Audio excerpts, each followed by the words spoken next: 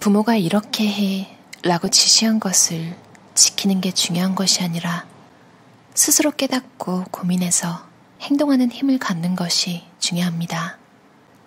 참견하고 싶어도 꾹 참습니다.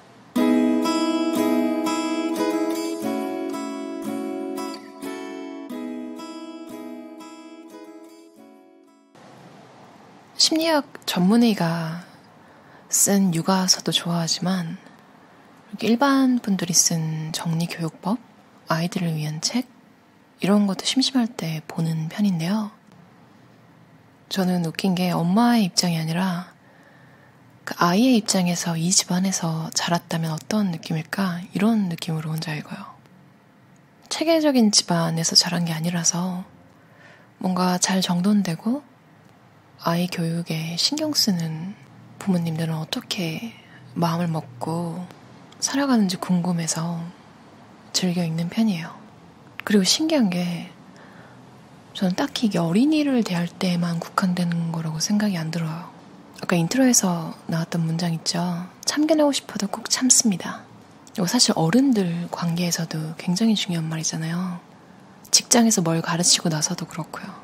남한테 뭘 못 맡기는 분들이 계속 확인하고 계속 묻고 그러잖아요. 근데 배우는 입장에서 너무 그게 잦아버리면 굉장히 스트레스를 받고 나중에는 이제 반감까지 생기더라고요. 근데 그게 어린아이들도 똑같이 느낀다는 말이죠. 사실상 몇 가지 내용 빼고는 일반적인 자기계발서랑 별로 다르게 생각하지 않는 것 같아요, 저는. 그럼 정리수납 어드바이저 에미 씨가 쓰고 즐거운 상상 출판사에서 펴낸 우리 아이 정리교육법에서 제가 밑줄 친 부분 한번 읽어볼게요. 책가방은 부모라도 함부로 열어보지 않습니다. 책가방을 마음대로 열지 않는다는 것은 어쩌면 아이를 믿고 기다린다라는 하나의 표시인지도 모릅니다. 아이들을 키우면서 소중하게 생각하는 것은 아이들에게 내가 좋아하는 것을 찾아주는 것.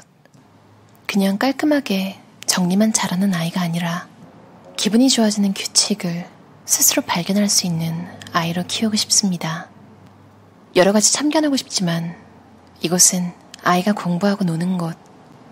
중요한 것은 아이의 마음이라고 생각합니다. 정리도 생활도 마찬가지. 부모가 이렇게 해라고 지시한 것을 지키는 게 중요한 것이 아니라 스스로 깨닫고 고민해서 행동하는 힘을 갖는 것이 중요합니다.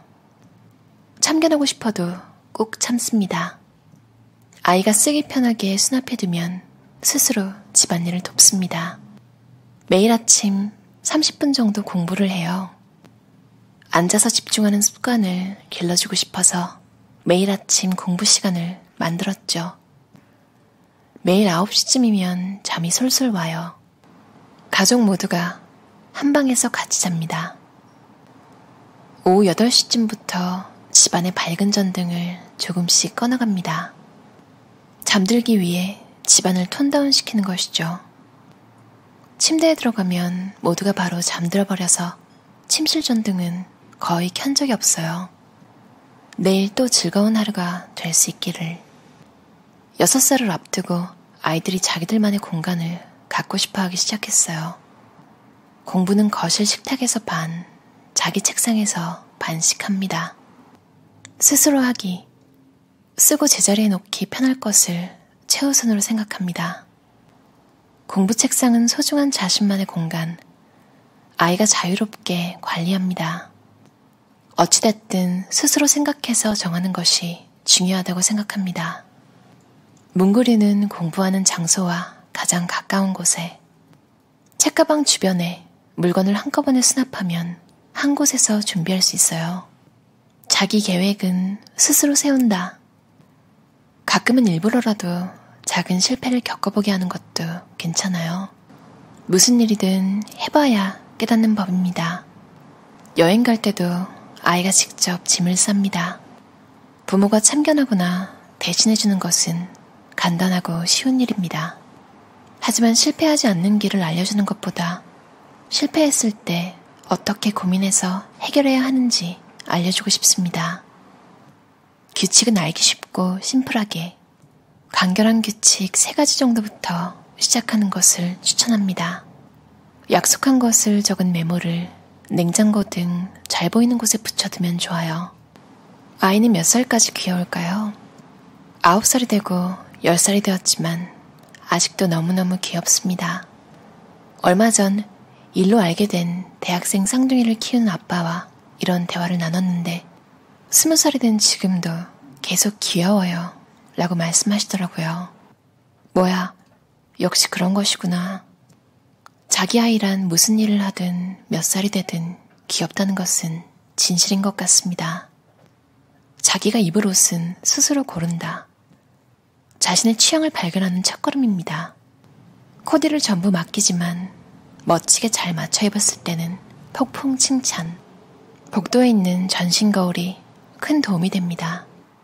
서예와 미술이 있는 날엔 검정색 옷을 입습니다. 아끼는 하늘색 카디건을 입고 갔다가 먹물이 튀어 속상해했던 딸.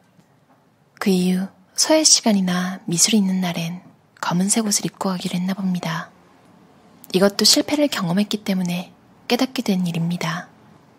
아이가 스스로 관리하기 쉽도록 옷의 양을 조절합니다. 옷의 양은 아래 위 4-5개로 정했습니다. 옷이 많아지지 않도록 조절하고 있습니다. 위와 아래 각각 4-5개 정도.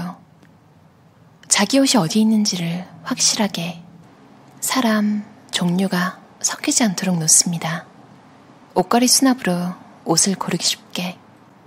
최근 옷걸이 수납으로 바꿨는데 모든 옷이 한눈에 보이기 때문에 딸들은 코디를 즐기게 되었습니다.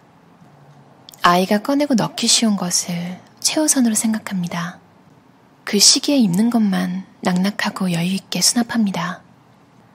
아이들 앞에서 선생님에 대한 불만을 이야기하지 않습니다. 아이는 좋든 나쁘든 부모를 보고 배웁니다. 의논해야 할 것이 있다면 남편과 둘이 있을 때 이야기해서 결정합니다. 급하게 1박 2일의 여행을 가게 된 어느 날, 숙박 장소는 오래된 전통가옥을 개조한 정말 멋진 호텔이었습니다. 새로운 장소에 가면 아이들은 흥미진진하게 공간을 탐색합니다. 방 안에 있는 계단을 올라갔다 내려갔다 하며 신났습니다. 여행을 갈 때는 자신의 깨달은 것을 메모하는 마이노트를 가족마다 한 권씩 반드시 들고 갑니다.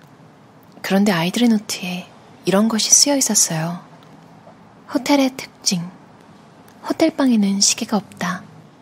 엄마에게 왜 그런 거냐고 여쭤봤더니 천천히 쉬기 위해서라고 말씀해 주셨다.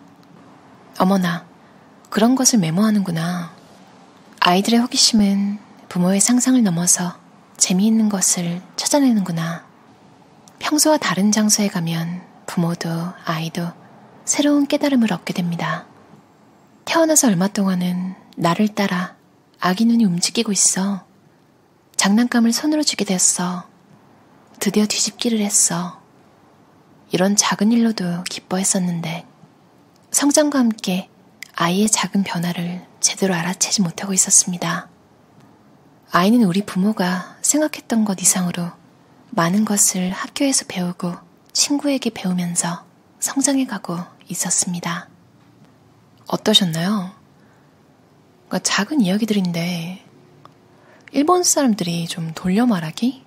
이게 좋게 말하면 돌려 말하는 거고 나쁘게 말하면 돌려간다 뭐 이렇게 말씀하시는 분도 있더라고요. 진짜로 못되게 말하는 것도 있긴 하지만 우리나라에서 직설적인 느낌이라고 좀 막 말해서 상처를 받는 경우도 있잖아요. 특히 외모 지적 진짜 심하죠.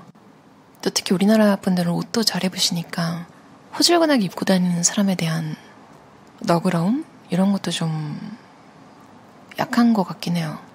이제 여기서 에미 씨가 아이들한테 코디를 전부 맡기지만 잘 입었을 때는 폭풍 칭찬을 한다고 적혀 있잖아요. 제가 더블린에 있을 때 알던 일본 친구 생각이 났어요. 그 친구가 남자친구가 있었는데 옷을 되게 못 입었어요.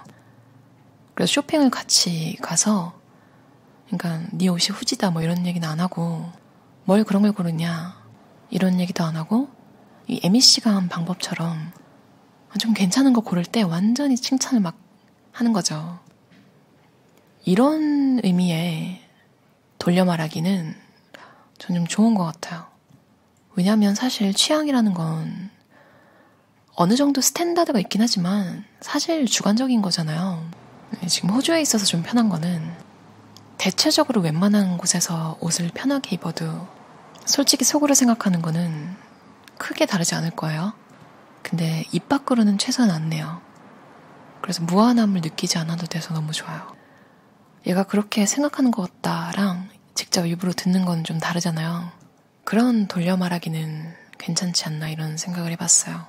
그리고 그런 생각 안 해봤는데 호텔방에는 시계가 없는 이유가 천천히 쉬기 위해서.